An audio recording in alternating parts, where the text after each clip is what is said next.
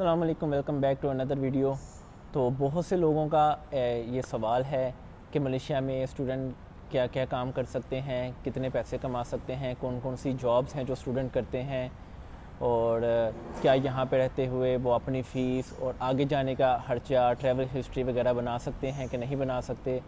तो आज की इस वीडियो में मैं आप सबके इस क्वेश्चन का आंसर करूँगा। तो सबसे पहले कि स्टूडेंट कौन कौन सी जॉब कर सकते हैं और कौन कौन सी जॉब करते हैं। मैं इसमें आपको बता दूं कि डिप्लोमा और बैचलर पे किसी भी स्टूडेंट को जॉब अलाउड नहीं है, ठीक है। जो जॉब करते हैं कुछ क्या करते हैं, प्रैक्टिकल के बहाने, इंटर्नशिप के बहाने इस तरह जॉब करते हैं और फुल टाइम जॉब करते रहते हैं। कुछ इसमें यूनिवर्सिटीज़ कॉलेज भी हेल्प आउट करते हैं, कुछ नहीं करते। लेकिन अभी इमिग्रेशन की ज़रा सख्ती ज़्यादा हो गई है, तो जिसकी वजह से कॉलेज या यूनिवर्सिटीज़ जो हैं वो आपको फोर्स करेंगे कि आप क्लासेस जो हैं वो अपनी अटेंडेंस पूरी रखें, स्पेशली जब उनका लाइसेंस जो है वो रीन्यूअल के लिए गया हो या जाने वाला हो। तो इसमें ये मैं आपको ये बात क्लियर होगी कि डिप्लोमा और बैचलर पे वैसे लीगली जॉब अलाउड नहीं है।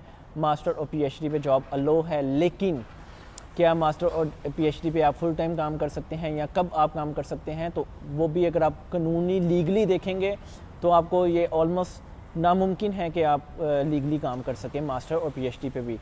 अब कानून क्या है कि आप सेमेस्टर ब्रेक के दौरान हफ्ते में 20 घंटे काम कर सकते हैं, वो भी अपनी यूनिवर्सिटी की परमिशन के साथ, उनसे लेटर लेके। सेमेस्टर ब्रेक कितनी लंबी हो जाएगी, 10 दिन, 15 दिन, 20 दिन या 1 महीना।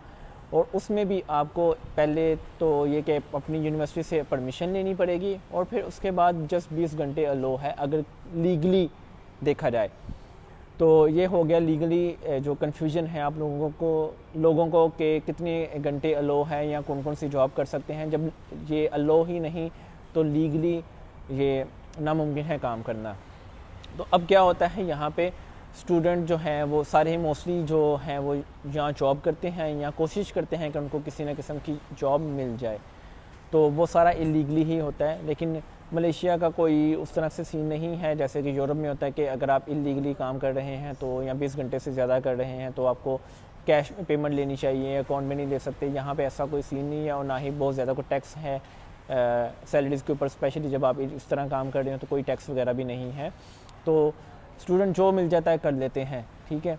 उसमें जिनका दिल करता है वो एक कुछ हैं कोई हफ्ते में 2 क्लास ले लेते हैं, कुछ 1 ले लेते हैं, डिपेंड करता है कि वो यूनिवर्सिटी में उनकी कितनी सख्ती है। लेकिन लीगली ये जॉब अलाउ नहीं है और स्टूडेंट हर तरह की जॉब करते हैं।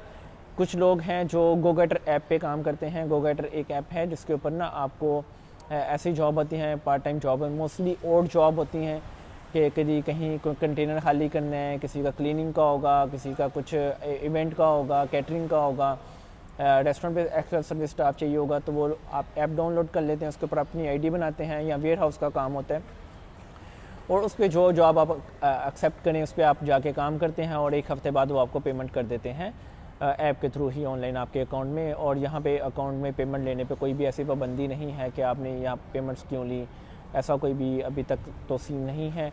और स्टूडेंट डिफरेंट जॉब्स करते हैं, कुछ कैटरिंग का करते हैं, कुछ वेयर हाउस में करते हैं, कुछ लेबर काम करते हैं, कुछ ही किस्मत अच्छी हो तो वो किसी ऑफिस में भी बैठ जाते हैं, किसी का डेटा एंट्री का काम कर लिया।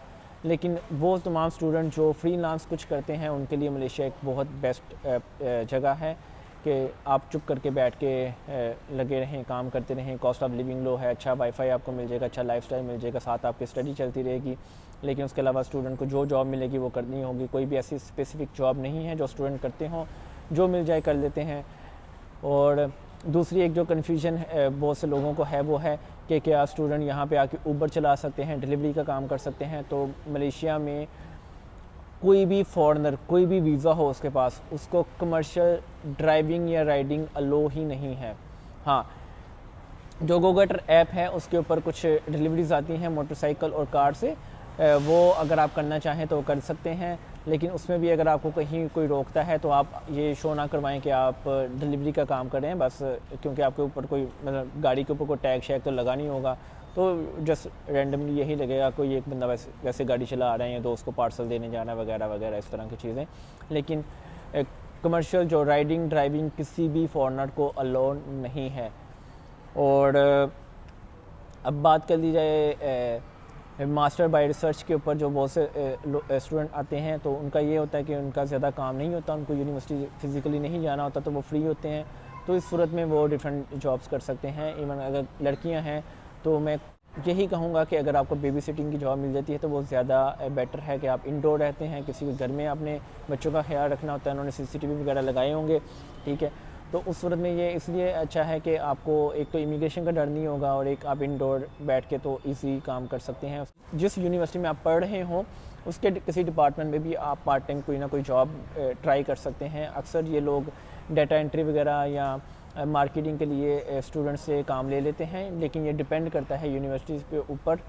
और स्टूडेंट अगर कहें कि वो यहाँ पे आएँ और यहाँ से वो अपना बहुत ज़्यादा अर्निंग भी कर लें और सेव भी कर लें और पढ़ भी लें, तो ये चीज़ें ज़रा टफ़ हैं, क्योंकि अगर आप प्रॉपर क्लासेस लेंगे, स्टडी करेंगे, तो आप फुल टाइम जॉब ही नहीं कर सकेंगे। पार्ट टाइम आपको पता नहीं मिलती है नहीं मिलती, अगर मिल भी जाए तो शायद उससे आप अपना खर्चा निकाल पाएँ। अगर वो भी निकाल लेते हैं तो बहुत अच्छा है। बहुत से स्टूडेंट क्या करते हैं, यहाँ पे आके वो आगे कंसल्टेंसी स्टार्ट कर देते हैं। तो ठीक है वो अगर आप अच्छे तरीके से करते हैं, लेकिन मैं यही कहूँगा कभी भी किसी को मिसगाइड मत करें, जो सच है वही बताएं, और ताकि जो भी आए वो अपना माइंड प्रिपेयर करके आए। और वैसे भी जब अल्लाह ने साथ देना है तो आपका हाथ लाने थामने, तो फिर आपको पता भी नहीं चलेगा कि कहाँ से आपके लिए रास्ता बन जाए। तो फजूल में 2 नंबरी के रास्ते की तरफ जाने की ज़रूरत नहीं है। वो ऐसे तमाम स्टूडेंट जिनको मिसगाइड किया जाता है कि जैसे कि एक बंदे ने मुझसे कांटेक्ट किया और मुझे बोला कि मैंने किसी को पैसे दिए थे और मैंने तुर्की वगैरह का काम करवाना था, तुर्की में और साइप्रस का बेसिकली। तो अब वो मुझे कह रहा है कि मलेशिया चले जाओ। 15 लाख मुझसे मांग रहा था और उसको बोल रहा था कि मेरा भाई वहाँ पे होता है, 1 हफ़्ते के अंदर वो तुम्हें अपने पास रखेगा, तुम्हारी जॉब हो जाएगी, फिर उसके बाद 1 साल के बाद वो तुम्हें ऑस्ट्रेलिया भेज देगा।